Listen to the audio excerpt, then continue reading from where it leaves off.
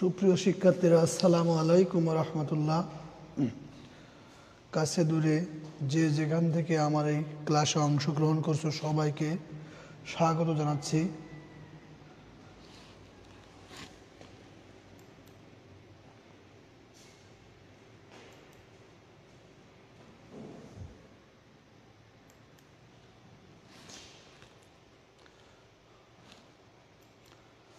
পাঠ পরিস্থিতি, উৎপাদন ব্যবস্থাপনা বিপণন দ্বিতীয় পত্র, দ্বাদশ শ্রেণী। শিক্ষক পরিস্থিতি মোহাম্মদ ইউসুফ আলী, প্রভাষক, উৎপাদন ব্যবস্থাপনা ও বিপণন, পাকশিয়া আইডিয়াল কলেজ, শার্শা, যশোর।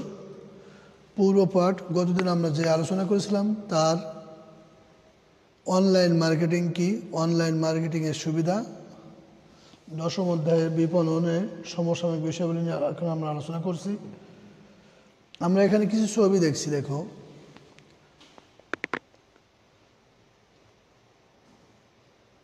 তোমরা এই ছবি দেখে নিঃসন্দেহে বুঝতে পারছো আমরা আজকের কি পড়াতে চাচ্ছি। আজকের পাঠ দশম অধ্যায়, অধ্যায়ের নাম বিপণনের সমসাময়িক বিষয়গুলি। আজকের যে বিষয়গুলি নিয়ে আমরা আলোচনা করার চেষ্টা করব সেটা হচ্ছে পরিকল্পিত বিপণন কেন্দ্র কি, পরিকল্পিত বিপণন কেন্দ্রের বৈশিষ্ট্য, চেইন স্টোর কি, চেইন স্টোরের বৈশিষ্ট্য।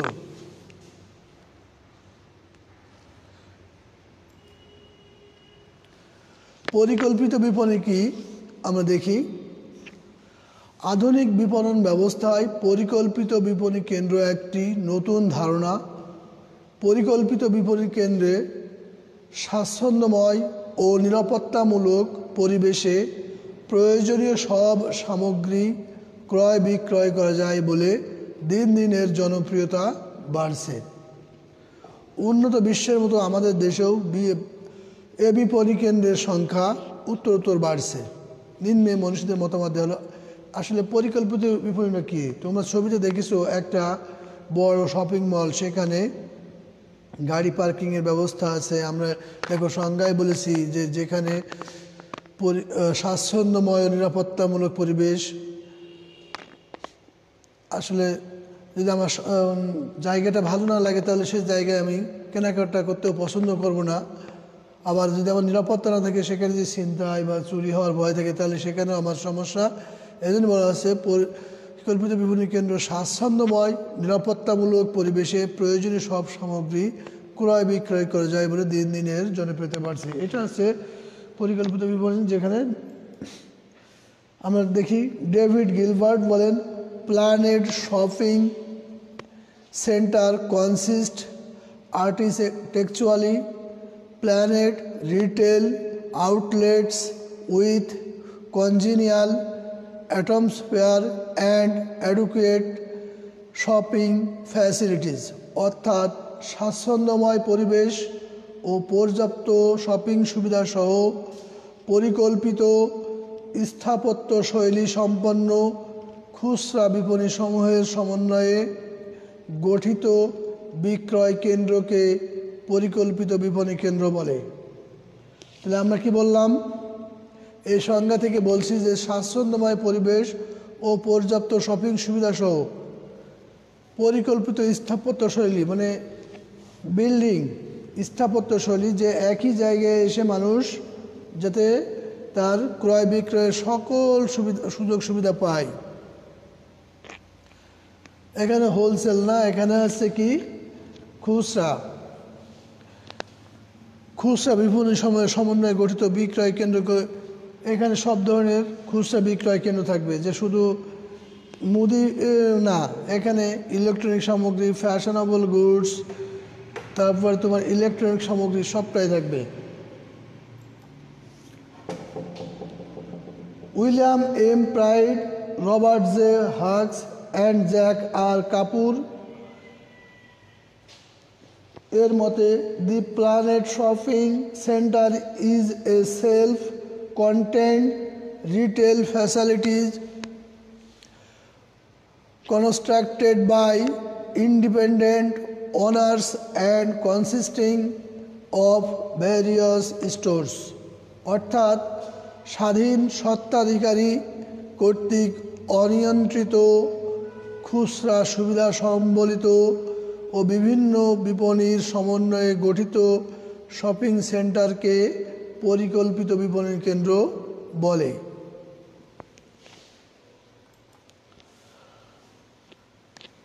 পরিকল্পিত বিপণন কেন্দ্রে বেশ কিছু শর্ত বিদ্যমান, যা নিচে উল্লেখ করা হলো। এটি শহরের গুরুত্বপূর্ণ স্থানে স্থাপিত হবে। উন্নত যোগাযোগ ও পরিবহন ব্যবস্থা থাকবে। এ ধরনের বিপণন কেন্দ্র এল এবং ইউ আকৃতির হবে।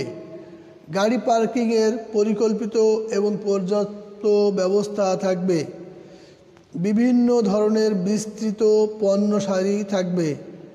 বিপণীর ভিতরে পর্যাপ্ত খোলা জায়গা এবং বিনোদনের ব্যবস্থা থাকবে।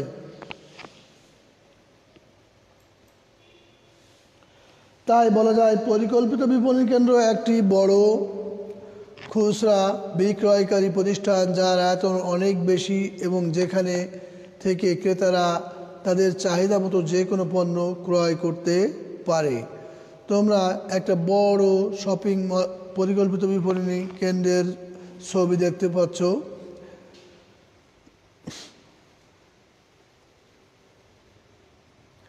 দেখো, আমরা এক এক করে দেখি। দেখো, এখানে ফোন, একই বড় বিল্ডিং, কিন্তু এখানে কাছে, তারপরে এখানে কি সিএনজি, এরপরে নেইল স্যালুন। এই যে দেখো, একই জায়গায় এসে সব ধরনের সুযোগ সুবিধা তারা, একজন ক্রেতারে সব জায়গায় দৌড়ে বেড়াতে হবে না, একই জায়গায় এসে সে সব কিছু ক্রয় করতে পারবে। বাংলাদেশে যেমন রয়েছে কি মিনা বাজার, তারপরে বসুন্ধরা শপিং সেন্টার, এগুলো খুবই জনপ্রিয়।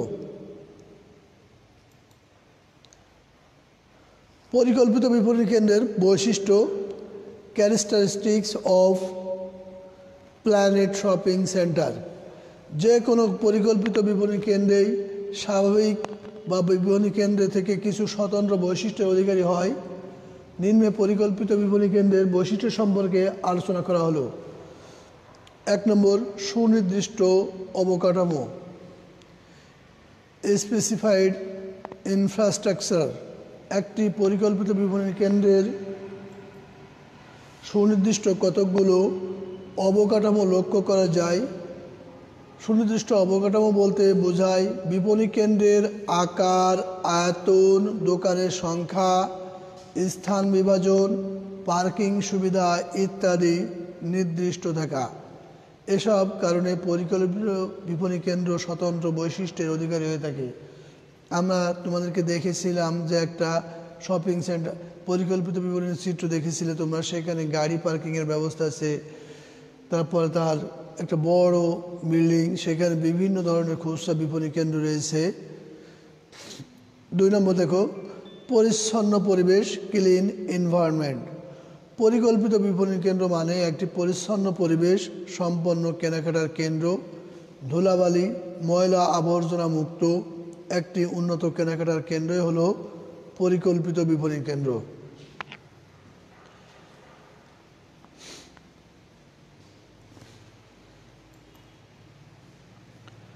বিভিন্ন পণ্যের দোকান, ডিফারেন্ট প্রোডাক্ট শপ। বিপণী বিভাজন বলতে সুপরিকল্পিত স্থান বিভাজনকে বুঝিয়ে থাকে। পরিকল্পিত বিপণন কেন্দ্রে বিশেষ করে সমজাতীয় পণ্য দ্রব্যের ক্ষেত্রে একটি নির্দিষ্ট এলাকায় নির্দিষ্ট সংখ্যক দোকান বরাদ্দ করা হয়। তার মানে সমজাতীয়, যে একই জাতীয় পণ্য যখন এদের জন্য একটা এলাকা দেওয়া হয়, আবার অন্য পণ্যের জন্য একটি এলাকা দেওয়া হয়। দক্ষ বিক্রয় কর্মী, এফিসিয়েন্ট সেলসম্যান। পরিকল্পিত বিপণী কেন্দ্রে বিভিন্ন শ্রেণী ও মানের ক্রেতাদের আগমন ঘটে। এক্ষেত্রে বিক্রয় কর্মীদের দক্ষতা ও যোগ্যতা এ কেন্দ্রের দিকে ক্রেতাদের আকর্ষণ করে। তাই সুন্দর বাচনভঙ্গি, বিভিন্ন ভাষায় পারদর্শিতা, শিক্ষিত, সুদর্শন প্রভৃতি গুণ পরিকল্পিত বিপণন কেন্দ্রের বিক্রয় কর্মীদের মধ্যে থাকতে হয়। বাহ্যিক সাজসজ্জা, এক্সটার্নাল ডেকোরেশন। পরিকল্পিত বিপণন কেন্দ্রে বাহ্যিকভাবে চাকচিক্যময় হয়। পরিকল্পিত বিপণন কেন্দ্র বাহ্যিকভাবে কি হয়? চাকচিক্যময় হয়। দোকানে বিভিন্ন ধরনের বাহ্যিক চাকচিক্য ক্রেতাদের আকৃষ্ট করে। আসলে দেখে যার দৃষ্টিধারী খেয়ে তার গুণ বিচারি। আমার দেখতে যদি ভালো না লাগে তাহলে আমি ওটা খেতেও আমার ভালো লাগবে না। এই জন্য আগে আমাকে দেখতে হবে, দেখার যে বাইরের আবরণ, বাইরের যে পরিবেশ সেটা চাকচিক্যময় হতে হবে, সৌন্দর্য থাকতে হবে। যোগাযোগ ও পরিবহন ব্যবস্থা, কমিউনিকেশন অ্যান্ড ট্রান্সপোর্টেশন সিস্টেম। পরিকল্পিত বিপণন কেন্দ্র মূলত আধুনিক মানের হয়ে থাকে, তাই এক্ষেত্রে যোগাযোগ ব্যবস্থা উন্নত ও আধুনিক হতে হয়। অর্থাৎ টেলিফোন, ফ্যাক্স, ইমেল ইত্যাদির সুব্যবস্থা বিদ্যমান থাকে, ফলে ক্রেতা ও বিক্রেতা উভয়ই যোগাযোগ সুবিধা ভোগ করে।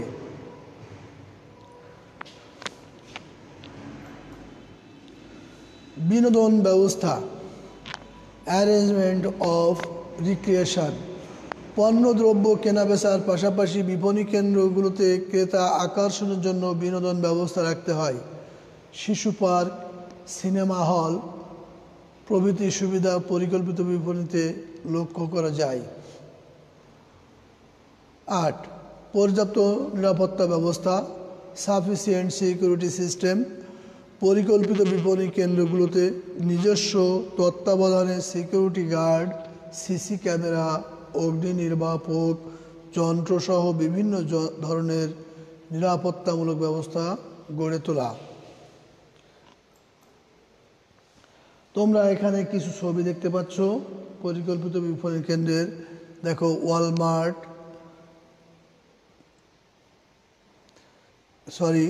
তোমরা এখন কিছু ছবি দেখছো ওয়ালমার্ট। তারপরে দেখো কিছু নাম্বারিং কিছু 10, 9, 8, 7, 6। এরপর দেখো বাটা কোম্পানি একটা দেওয়া আছে। তোমরা এ থেকে নিঃসন্দেহে বুঝতে পারছো আমরা পরবর্তীতে আলোচনায় যাব যে বিষয়টা, সে বিষয়টা সম্পর্কে আমরা আলোচনা করব।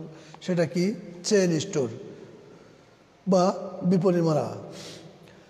চেইন স্টোর হলো এক ধরনের বৃহদায়তন খুচরা ব্যবসায় প্রতিষ্ঠান যা একই মালিকানা ও ব্যবস্থাপনায় বিভিন্ন শাখা দোকানের মাধ্যমে পরিচালিত। এরূপ চেইন স্টোরগুলোতে, আমি এই কথাগুলো আরেকবার বলে নিই। চেইন স্টোর হলো এক ধরনের বৃহদায়তন খুচরা ব্যবসায় প্রতিষ্ঠান যা একই মালিকানা ও ব্যবস্থাপনায় বিভিন্ন শাখা দোকানের মাধ্যমে পরিচালিত। আমি তোমাদেরকে এখানে কিছু উদাহরণ দিয়েছিলাম। বাটা, তারপরে আমাদের দেশে জুয়েলারি সামগ্রীর মধ্যে নাম করা আমিন জুয়েলার্স। মানে একই ব্যক্তি মালিক, কিন্তু এর কেন্দ্র থেকে নিয়ন্ত্রিত হবে শাখা দোকানের মাধ্যমে। ধরে নাও এই আমিন জুয়েলার্স ঢাকা শহরের বিভিন্ন জায়গায় এদের শোরুম দিয়েছে। শুধু ঢাকা শহর না, তারা ভাবছে যে আসলে সকল বিভাগীয় শহরগুলোতে আমাদের শোরুম থাকতে হবে নিজস্ব। কিন্তু এর মালিকানা কিন্তু আমিন জুয়েলার্স। সে বিভিন্ন শহরে শাখা দোকানের মাধ্যমে তার ক্রয় বিক্রয় পরিচালনা করছে। তার মানে একই মালিক, কিন্তু শাখা থাকবে বিভিন্ন জায়গায় থাকতে পারে, দেশের বাইরেও থাকতে পারে। শুধু দেশে না, দেশের বাইরেও তার শাখা থাকতে পারে। সেটা হচ্ছে চেইন স্টোর। এরূপ চেইন স্টোরগুলোতে উৎপাদকের কাছ থেকে একসাথে অনেক বেশি পরিমাণ পণ্য সংগ্রহ করে আঞ্চলিক বা কেন্দ্রীয় গুদামে জমা করে এবং পরবর্তীতে বিভিন্ন অঞ্চলে অবস্থিত শাখা বিপণীর মাধ্যমে তা বিক্রি করা হয়। চেইন স্টোরগুলো সব শাখার পণ্য বিন্যাস প্রায় একই রকম হয়ে থাকে। এগুলোর শাখা শুধু দেশে নয়, দেশের বাইরেও থাকতে পারে। আমি তোমাদেরকে যে কথা আগেই বলেছি। নিম্নে বিশেষজ্ঞের মতামত দেওয়া হলো। Philip Kotler and Gary Armstrong বলেন, chain stores are two or more outlets that are commonly owned and controlled. অর্থাৎ চেন স্টোর হচ্ছে দুই বা ততোধিক বিপণী যা সাধারণভাবে একই মালিকানা ও নিয়ন্ত্রণে থাকে। উপরের আলোচনার প্রেক্ষিতে চেন স্টোরের যেসব বৈশিষ্ট্য পরিলক্ষিত হয় সেগুলো হলো, চেন স্টোর একটি বৃহদায়তন খুচরা ব্যবসায়ী প্রতিষ্ঠান। চেন স্টোর একই মালিকানায় নিয়ন্ত্রিত ও পরিচালিত। প্রতিটি বিপণীতে একই রকম পণ্য সারি থাকে। তাহলে আমরা বললাম যে চেন স্টোর একটি বৃহদায়তন খুচরা ব্যবসায়ী প্রতিষ্ঠান। এর মালিকানা একই মালিকানায়, এটা এক মালিকানা হতে পারে, অংশীদারিও হতে পারে, যৌথ মূলধনীয় হতে পারে, কিন্তু মালিকানা পরিবর্তন হবে। একই মালিকের তত্ত্বাবধানে এটা পরিচালিত হয় ও নিয়ন্ত্রিত হয়। প্রতিটি বিপণীতে একই রকমের পণ্য সারি থাকে। তার মানে পণ্যের কোনো ডিফারেন্ট থাকে না। এখানে সবগুলো বিপণীতে একই ধরনের পণ্য পাওয়া যায়, কোনো বিকল্প পণ্য এখানে থাকে না। তাই বলা যায় যেসব বৃহদায়তন খুচরা ব্যবসায়ী প্রতিষ্ঠান একই মালিকানা ও নিয়ন্ত্রণাধীন দুই বা ততোধিক শাখার মাধ্যমে বিভিন্ন উৎপাদনকারীর উৎপাদিত পণ্য ভোক্তার কাছে বিক্রয় করে তাকে চেন স্টোর বলে। চেন স্টোরের বৈশিষ্ট্য: খুচরা ব্যবসায়ের ব্র্যান্ড পরিচিতি, ক্রেতা আকর্ষণ, বৃহৎ আয়তন, ক্রয় সুবিধা ইত্যাদি কারণে চেন স্টোর তাদের অবস্থান শক্তিশালী করতে সক্ষম হয়েছে। নিম্নে চেন স্টোরের বৈশিষ্ট্যসমূহ আলোচনা করা হলো। 1. মালিকানা, ওনারশিপ। চেন স্টোরের সবগুলো শাখা একই মালিকানায় প্রতিষ্ঠিত হয়, তবে এটি এক মালিকানা, অংশীদারি ও যৌথ মূলধনী কোম্পানি হিসেবে গঠিত ও পরিচালিত হতে পারে। আমি তোমাদের সংজ্ঞায় কথা বলেছিলাম যে এটা এক মালিকানা হতে পারে, অংশীদারিও হতে পারে, আবার যৌথ মূলধনী কোম্পানিও হতে পারে। অবস্থান: দেশের বিভিন্ন বড় শহর, বন্দর প্রভৃতি স্থানে চেন স্টোর প্রতিষ্ঠা করা হয়। এমনকি দেশের সীমানা অতিক্রম করে বিদেশেও চেন স্টোরের শাখা দেখা যায়। আমরা চিত্র দিয়েছিলাম বাটা। বাটা কি আসলে আমাদের দেশীয় পণ্য? না, কিন্তু এই বাটা সারা বিশ্বে, এদের মালিকানা কিন্তু এক, কিন্তু সারা বিশ্বে এদের শাখা রয়েছে। তাই বলা হচ্ছে যে একই মালিকানা এবং পরিচালনায় নিয়ন্ত্রিত পরিচালিত হবে, সেটা হচ্ছে কি চেন স্টোর। বৃহদায়তন ক্রয়, লার্জ স্কেল বাইং।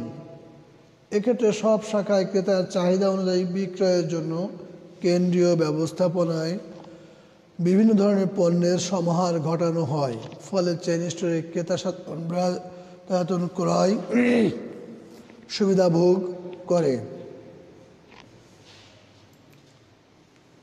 ব্যবস্থাপনা, ম্যানেজমেন্ট।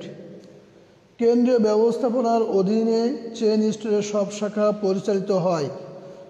চেন স্টোরের প্রতিটি শাখা কেন্দ্রীয় ব্যবস্থাপনার সব নীতি ও সিদ্ধান্ত অনুসরণ করে পরিচালিত হয়। একই মূল্য, সেম প্রাইস। চেন স্টোরের সব শাখায় পণ্যের মূল্য একই হয়ে থাকে। ক্রেতা একই দামে যে কোনো শাখা থেকে চাহিদা অনুযায়ী পণ্য সামগ্রী ক্রয় করতে পারে। তার মানে এর দামের কোনো ভ্যারিয়েশন হয় না। ঢাকাতেও যে দাম থাকবে আমার যশোরেও ঠিক একই দাম থাকবে। নগদ বিক্রয়, ক্যাশ সেলস। চেন স্টোরের সবগুলো বিক্রয় কেন্দ্রে সবসময় নগদে পণ্য বিক্রি করা হয়। এক্ষেত্রে পণ্যের মূল্য পূর্ব থেকে নির্ধারিত থাকে এবং এক দামে বিক্রি করা হয়। একই দাম একই নাম সেম নেম দেশে বিদেশে অবস্থিত চেইন স্টোরের অন্তর্ভুক্ত সব বিক্রয় কেন্দ্রের একই নামকরণ নীতি অনুসরণ করা হয়ে থাকে। আমি তোমাদের উদাহরণ দিয়েছিলাম আমিন জুয়েলার্স। আমিন জুয়েলার্স সারা বাংলাদেশে তাদের কেন্দ্র আছে ঢাকার, কিন্তু দেশে বা দেশের বাইরে যেখানে যাক তারা একই নামে পরিচালিত ও নিয়ন্ত্রিত হবে। বন্টন প্রণালী ডিস্ট্রিবিউশন চ্যানেল চেইন স্টোর কেন্দ্রীয়ভাবে উৎপাদনকারী ও আমদানিকারকের কাছ থেকে ক্রেতার চাহিদা অনুযায়ী পণ্য সংগ্রহ করে তা বিভিন্ন শাখায় সরবরাহ করে, ফলে পণ্যের বন্টন প্রণালী ক্ষুদ্র হয়। তার মানে এখানে মধ্যস্বত্বভোগীদের অবস্থান কম থাকে।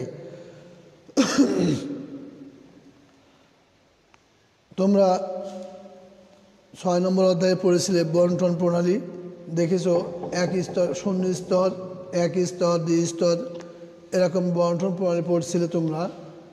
এখানে কোনো বন্টন প্রণালী আসলে এখানে খুবই ক্ষুদ্র, সরাসরি উৎপাদক বা আমদানিকারকের কাছ থেকে এরা পণ্য ক্রয় করে বিক্রয় করে থাকে। তাই বলা যায় চেইন স্টোর বর্তমান সময়ের সুনাম অর্জনকারী স্টোর বা বিপণী, যেখান থেকে ক্রেতা তাদের প্রয়োজনীয় পণ্যটি নির্দিষ্ট দামে ক্রয় করতে পারে। উদাহরণ হিসেবে বলা যায় ওয়ালমার্ট, মিনা বাজার এর যে কোনো শাখা থেকে একই মূল্যে ক্রেতারা তাদের পছন্দের পণ্য কিনতে পারে। এই ছিল আজকের আলোচনার বিষয়।